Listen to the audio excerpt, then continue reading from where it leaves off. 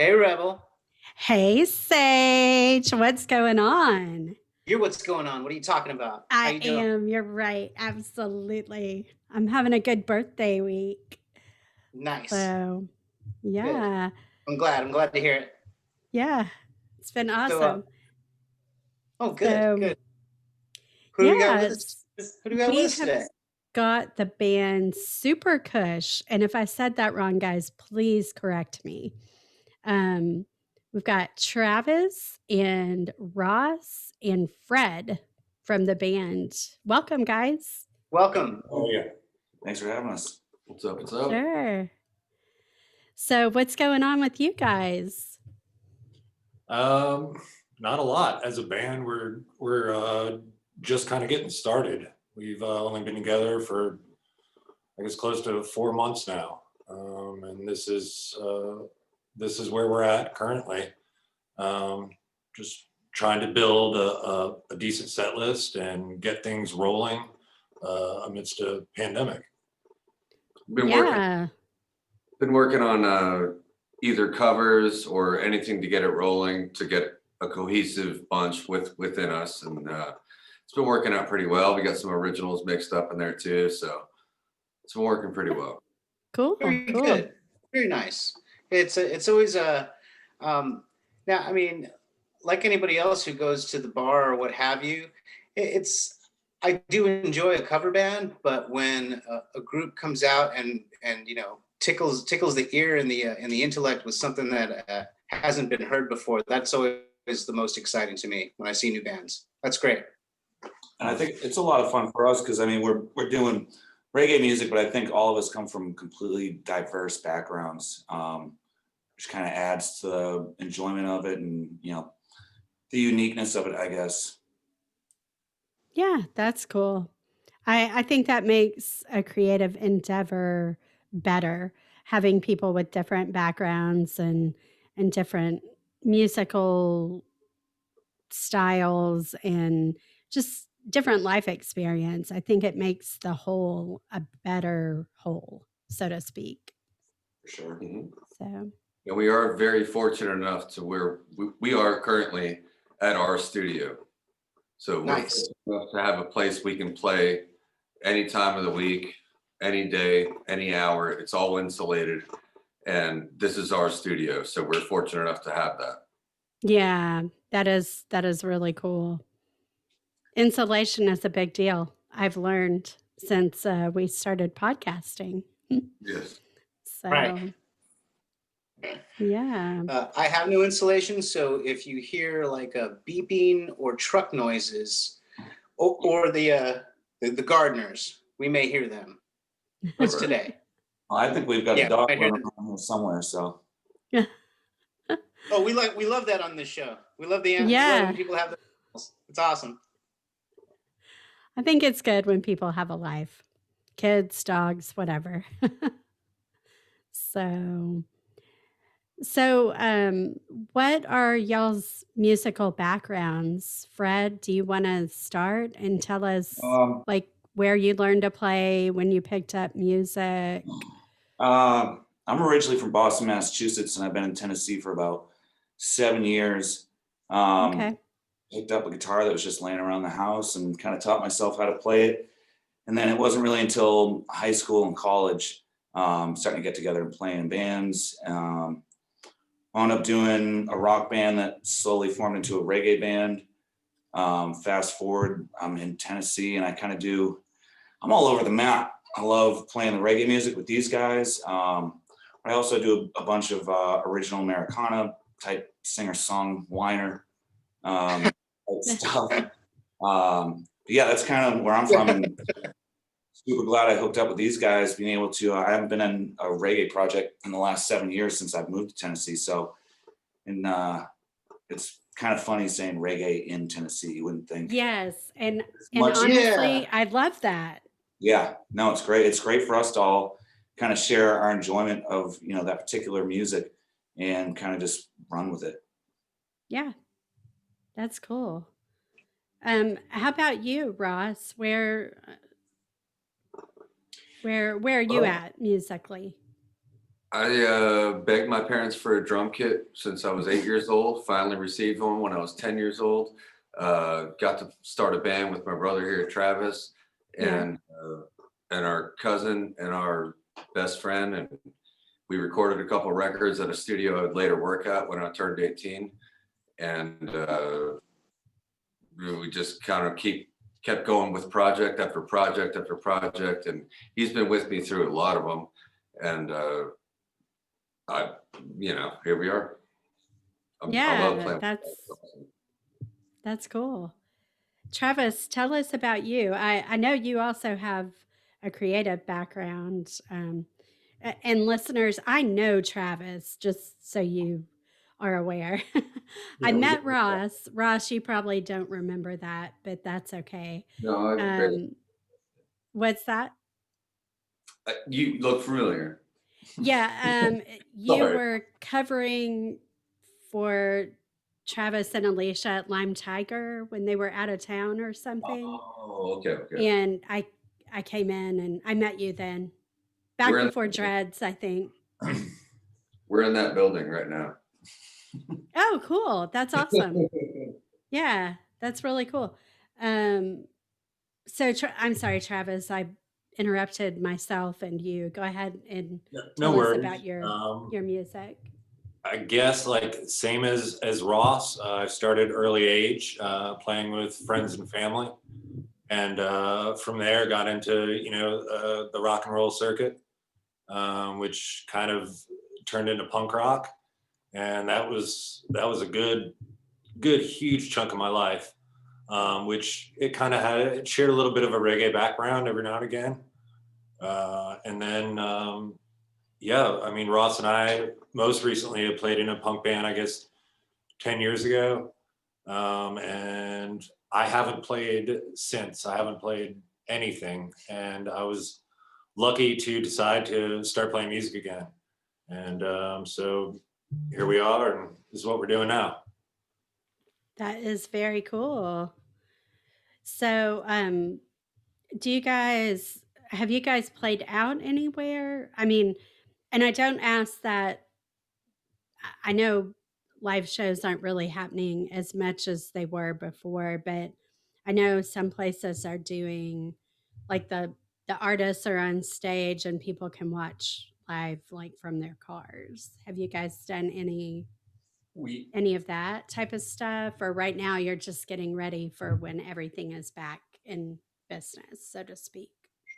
We haven't done anything live yet, just because we're still building a really nice, solid set list. We're still getting the chemistry of the band together.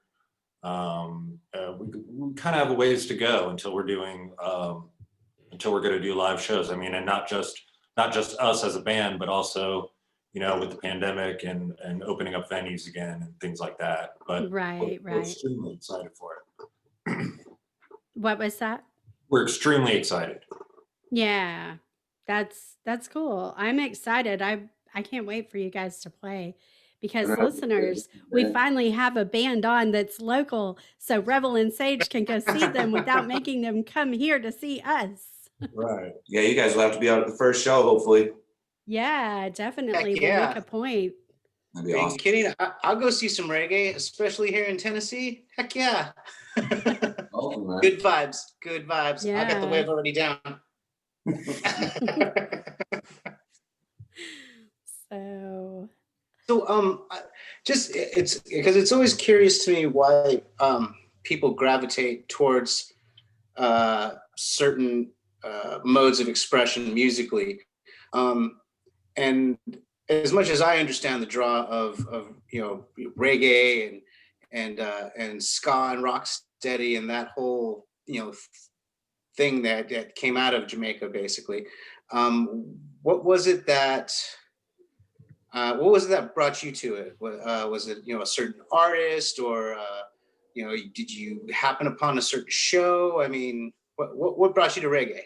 Me in particular, I came across my mother's the only blue cassette tape she had was a Bob Marley Greatest Hits. And I was probably 8 or 9 years old at the time, and that kind of opened it up to me.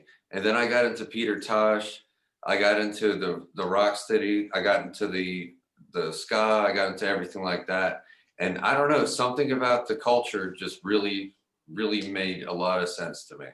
So I adhere that to who I am as a person. Right on. It's a rhythmic that comes from Africa. It's obviously, but it's a rhythmic thing where the pulse is just there. It's something about that feeling where the speakers are hitting you in the chest. Everyone's having a good time. I don't know. That's just my thing. No, for sure. I mean, from the downstrokes of reggae to the upstrokes of ska, it's just infectious. I mean, I'm a guitar player myself, and I've recently rediscovered all the stuff that I used to be into. Why straight, I don't know, but I recently discovered it, and I've literally been sitting in my room just pink, pink, pink, pink, beating, pink, pink, pink, just going for it, you know. So that's really awesome. That's great. That's funny. When Fred and I met, when we first started talking about reggae, he goes, "Are you upstroke?" And I was like, "Yeah, all day." He goes, "You know one drop?" I'm like, "Yeah, I got you, bro." And I was like, "That's the guy for the job." Nice. Yeah, and that's the other thing too. I mean, Ross and I've known Ross for maybe 4 years, and we just started talking a little bit more around town, and finally started to. Oh, I mean, we knew that we had liked reggae. I think that was probably one of the first things that we really ever talked about. But then really just being like, man, it'd be so cool to actually start a project. And a few months later, here we are. And but I think to the question of like, what draws you to reggae or whatever, and it's cliche, but I think all of us, I mean, one of my first memories of hearing music was Bob Marley and the Wailers. And I know it's cliche. I mean, everyone knows who Bob is. But I think for some reason I just started gravitating towards it more. And I mean, a lot of what Ross said is just that rhythm, and it's just not something that you hear. We all grew up also with the top 40 charts and listening to pop music. And I think reggae was just like an easy outlet at an early age to just be listening to something that your parents weren't or that your friends weren't. Yeah. True. Yeah, it's almost like reggae is kind of the mellow crowd's punk rock. Not everybody's listening to it. Not everybody appreciates it, but those who do really do. They really get it. And him and I do come from a punk rock background, like for sure. So this is our mellowing out, apparently. Or mellowing up, depends on how you look at it. Yeah, there you go. And these are Like a fine wine, guys, like a fine wine with age. I feel like not funny. these are kind of the times, at least in my life, where aggressive music really just isn't cutting it for me. I'm 40 years old, and I don't need that kind of that aggression in my life. And I enjoy being relaxed. I enjoy trying to be as mellow as possible. So this band and this group is something that really helps to keep that going for me. That's cool. Did you guys have any potential female lead singers reach out? We haven't yet. It's definitely something that we're looking forward to, that we would like to have. We have some music that really, some of it would really, that would really help the sound.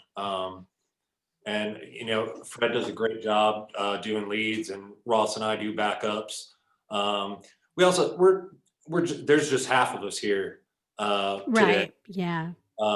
There's Vance, Billy, and Rick, who aren't here,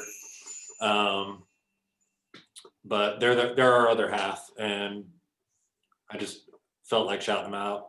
Yeah, that's cool. Would that be the horn section? No, That's second guitar, keyboards, and percussion. and percussion. Yeah, for the record, I play guitar. Nice. we got Travis on the bass and Ross on the drums, just as far as Cool.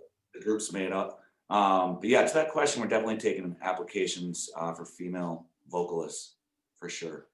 Yeah, well, go ahead and tell our listeners where they can reach you if anybody's interested in that, because our podcast is heard in a lot of places, and actually the top spot is here locally in our Yeah, area. that's So, awesome. We are currently auditioning female vocalists. And if they're interested, they can contact us right now, just currently, I guess, through Instagram, but it's a public page. Cool. Anybody can access it. And our Instagram is super_Kush_official. That's our Instagram address. And you can find us there and contact us and set things up. yeah, that's cool. I hope it works out. I tried to plug it on our Instagram page as well when I saw your post. So hopefully something will work out, because that would be cool. So So, I'm about to ask kind of a silly question. So if there are comedic answers, by all means, bring them. How did y'all come about the name Super Kush? You want to do that one? Yeah, I got it.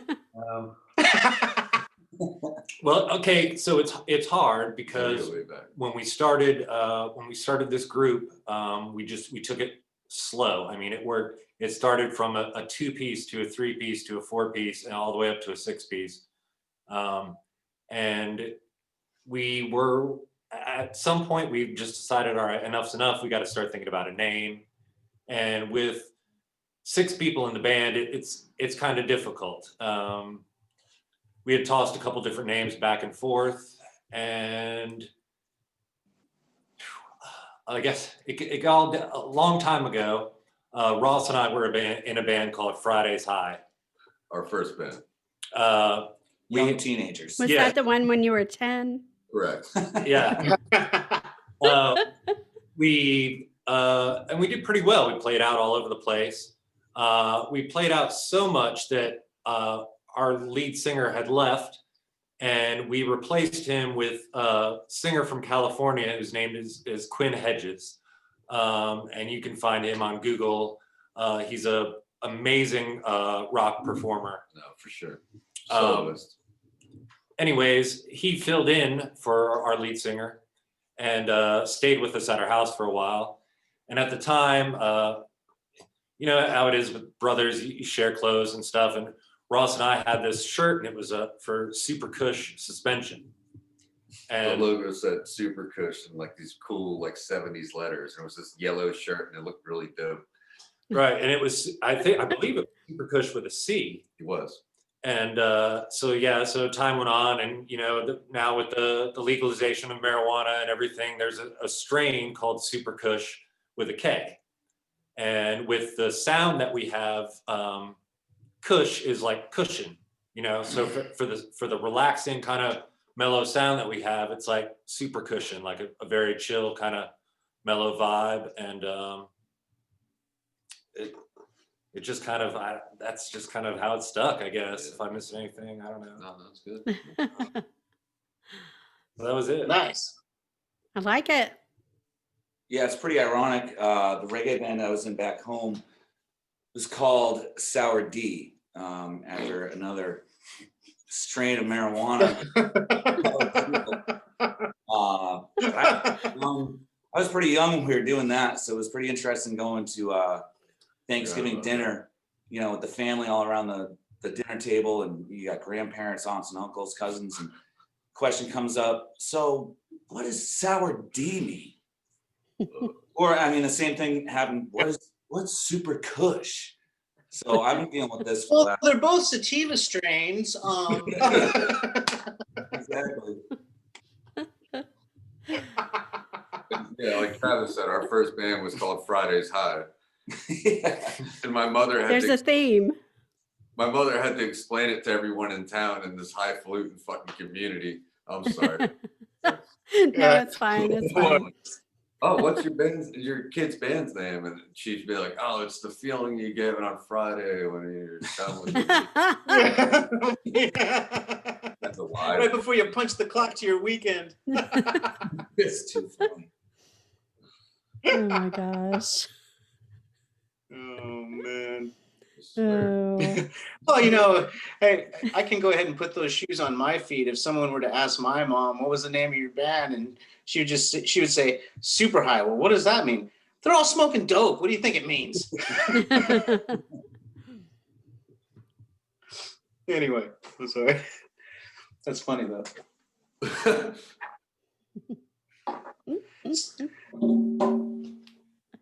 Oh Whoa. my gosh. Rim shots. I love it. Oh, we're real tight in there. Yeah. And you know, some of the best you know, rehearsal sessions or music writing sessions, for me anyway, have always happened in a very tight, sweaty room. That's how it should Yeah, be. you can't move too much or you're gonna hit somebody in the head with your headstock. Oh yeah, definitely. True. So, who are your musical influences other than like Bob Marley and like I mean, there's other genres or whatever? What who do you look for sound influence? I think that we all would probably have different answers, and we all pull sounds from our own personal backgrounds and things that we all personally enjoy. I like to keep an open mind when it comes to music that inspires me. If you wanted me to name drop and give you like Name some, drop. I guess currently I enjoy Raging Fire and Dan Imperial, Congo Natty, bunch of other names. I could go on forever. Fred Young. I think, you know, like I was talking about the Bob Marley thing, wanting to listen to something that was different. I remember one of my first, when I really got into music, was the first time hearing Rage Against the Machine. It was just, it like blew me out of the water back in the mid 90s or whenever it was. It was like, holy shit, what is this? Like, this isn't man, this isn't, you know, whoever else was on at the time. And hearing that kind of inspired me to, you know, really, really got my ears listening and appreciating things more, or appreciate, you know, different sounds. But like I said, too, I'm all over the map. I mean, I'm a huge Jason Isbell fan. You know, I'm a huge rap fan. You know, and I take from all of it, you know, a lot of things from hip hop and rap. You know, you can kind of infuse into reggae music a little bit more. I think it's a little bit more applicable. So yeah, I mean, it's just all of us are just all over the map with music. What about you, Ross? Oh shit, forgot to think about that. You're busy. It's okay. What really blew my mind as a kid was the first time I put a CD into a CD player, and it was AC/DC Live, and the sonic, it was just the most amazing clarity that blew my freaking mind. And I loved AC/DC ever since then. And I'm not a Phil Rudd type of drummer. Like, I like to do fills and be creative, but Phil, sorry, Phil. Be creative. But yeah, man, like, okay, so I grew up with AC/DC. My uncle introduced me into School of Fish. I loved that. That was what kind of taught me how to write songs. Neil Peart. I don't know, man. Dave Grohl, for sure. I actually boosted Dave Grohl up on top of a balcony in West Palm Beach, Florida, to smash his guitar. It was just me and him and under the spotlight. It was pretty amazing. And I got a piece of the headstock on that guitar. Yeah. Awesome. Yeah, that's funny. well, I don't know if you can count it as meeting him, but way back in the day, this is like better than 20 years ago. I used to work in this deli in Hollywood, and this was back when he was starting his first album, and so he was hanging around with the gals from L7, and they used to come into the deli. I'd see them like for about a month. I saw him maybe once a week, and he'd come and get cold cuts. Real cool guy. One day I caught him in the parking lot. My cousin's band was going to be playing down the street. I think they were playing the Roxy that night, and I invited him over. I felt kind of geeky, but I mean, he was really cool. He didn't show up, but I mean, he was really cool about it. He's like, "Hey man, that's great. Good luck. Thanks. I don't know if I'll make it, but I'll try. Good one. Well, Cool guy." hell yeah. So yeah. Yeah, he's always been really super down to earth guy. The only guy to break his leg on stage and have it repaired while he's still playing. He plays the whole set. Yeah. Oh Yeah. my gosh. Yeah. And I think That he's was the amazing. best true rock and roll guys that we have Mhm. left, like real rock and roll. True story. Oh, for sure. Yeah. We were just talking about Rage earlier. Sage and I were. Rage Against the Machine, yeah. Yeah. I still will blast them in the truck. Me too. Just, Well, not in the truck, but I was like, Uh-huh. yes, Rage is on. Oh yeah, Yeah, that's no, exactly what I've she been did. with them since I was probably 7 or 8 years old. Whenever they first got started back in '92, and I mean they just, it's to the point. Especially, maybe that speaks a little bit more to Tom Morello, but I think you turn the radio on, and if it's mid-Rage song, just by Tom Morello's tone and whatever's going on within a second and a half, it's that's Rage Against the Machine. You don't even Yes. hear a full note. You can just hear that millisecond of his tone that's just unmistakable. And that might have been part of what drew me to those guys too. It was like, this sound is just, just so easy to pick up on, and it's, hard not to listen to. And, Yeah, I agree with you totally on that. Like, I'm really basic musically speaking, and we've talked about this before. Yeah. Sage and I have, but I can spot that. Like, Rage is on, I can be channel flipping, and I come across something, and Rage is playing, and I'm just like, that's it, leave it there, I don't think and there's turn it way up. I don't think there's really many other bands that you can say that about. There's Yeah. a very discernible mix, a very discernible sound that they always have went for. And Yeah. Stevie Ray Vaughan is another one of those. Yeah. Yes, I all- like Stevie Ray Vaughan. All his records are exactly the freaking same. The tones, the everything, the vocal, the reverb, everything. Yeah, his guitar Yeah. unmistakable as well. Yeah. He's definitely one. Yep. I didn't mean to cut you off. I did. No, it's cool. I was just Yeah, I was gonna that you mentioned Tom Morello. I mean, to me, as far as like I don't know, the evolution of guitar playing, from Muddy Waters on up and through, I think that Tom Morello was one of our generation's great innovators. I mean, he did things with that axe that had not been done before.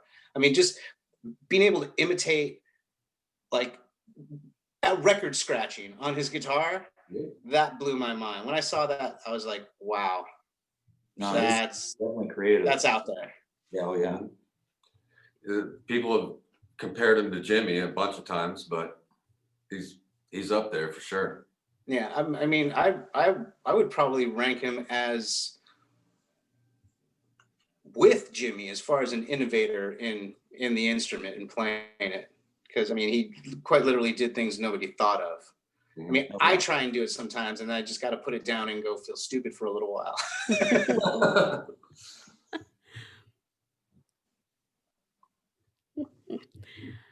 so. So where are you at, by the way? What's your- Me? Who? where are you at? Sage? Yeah, me, Both of you. I'm Where are you at?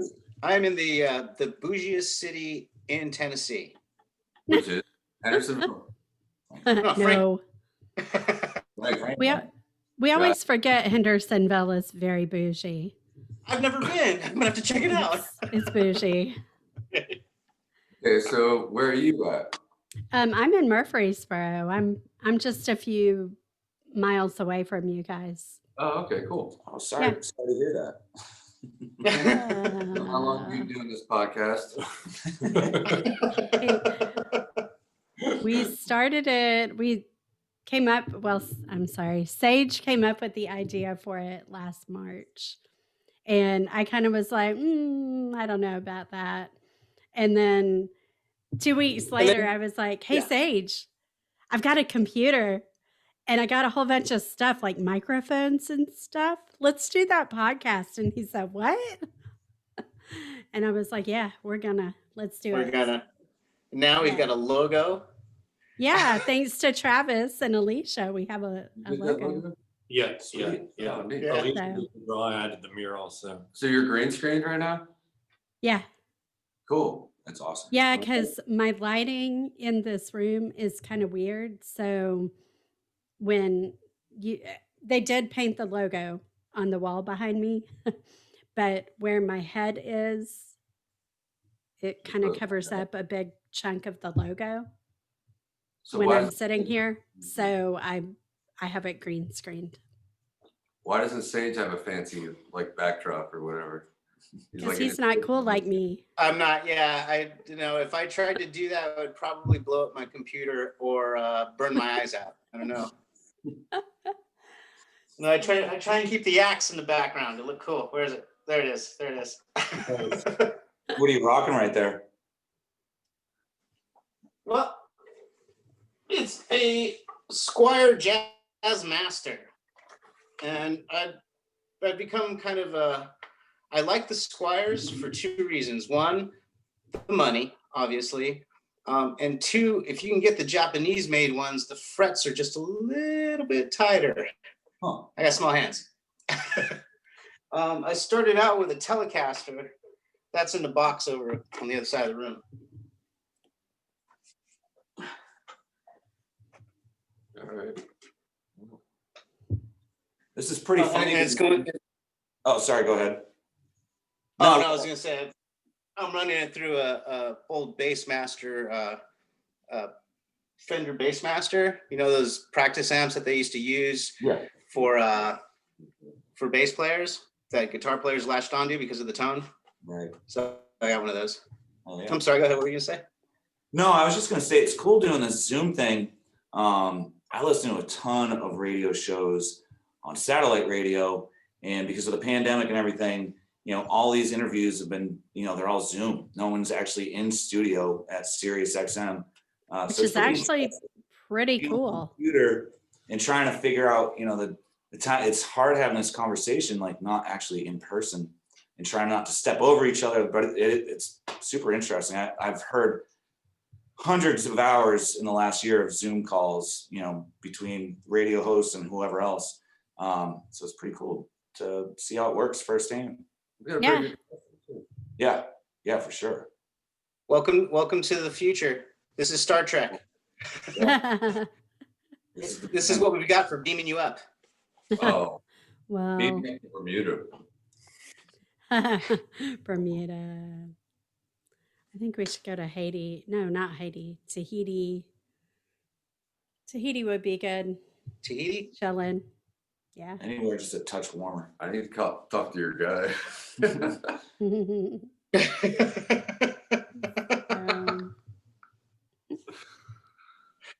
Oh man. Tahiti. Well, hey, it's gonna get nice and warm in a few months here anyway. It will. That's true. What is that? And it's not Nice. as cold as Boston. Once the weather does start getting nicer, we do plan on doing some live stream shows and stuff like that, and eventually we'll get out there. A friend of ours has a 60-acre ranch out in Bradyville out here, and we're gonna That's do cool. a big show. And I got drone pilot, videographers. They're gonna take care of that, and production team here in town that's gonna take care of the rest of it, and sound crews. And we're gonna do like a 25-person show, invite only type deal. And Yeah, that's cool. Moving on. And that's just something to get us out there in lieu of playing live shows. Yeah. Well, I mean, one thing I'm hoping, I mean, at least with the warm weather coming, is that outdoor venues will be opened up. I know for a little while before winter hit, winter and fall, were there were a number of places where they had outdoor stuff going on. So, I mean, I think we're fortunate here in Tennessee that we're not as completely closed down as other parts of the country with that in that respect. Oh, for sure. Yeah, I went to a show up in Pelham at the end of the summer, and above the Cumberland Caverns. Right. They Yeah. kind of socially distant outdoor venue on top of the caves. That's cool. We just kind of potted everyone apart, and I thought that was a great. I mean, I think this spring and this summer we're going to see a lot of different creative ways for venues and for bands and bars to kind of figure out, you know, hopefully we'll be out of it. But, you know, just have to figure out how to do it safe, but still get people out there, let people like us play, let people like you guys listen, you know, try to get back to some normalcy. So I think we'll definitely see some creative stuff once it starts getting a little warmer out. I don't think, you know, live music isn't dead. Yeah. And they're going to figure it out. I mean, so we just got to be hopeful and be patient, and that's pretty much the name of the game right now this whole past year. Yeah, Keep definitely. honing the craft, keep writing them songs. Yeah, it's good for us. We kind of have to be locked in, so it's kind of good for us to stay focused and just, you know, honing it, like you said. Yeah. Speaking of being creative as far as outdoor venues, I always wanted to do a flatbed truck that we can strap our gear to and just pull around town and just Parade. yeah, have the banner up and everything, and you know what? It's got to be a misdemeanor. Yeah, Yeah, we get away with as it. I'm good on that. long as you've got the load properly tied down, you should be okay. Exactly. Yeah. The piece and all that, whatever. Huh.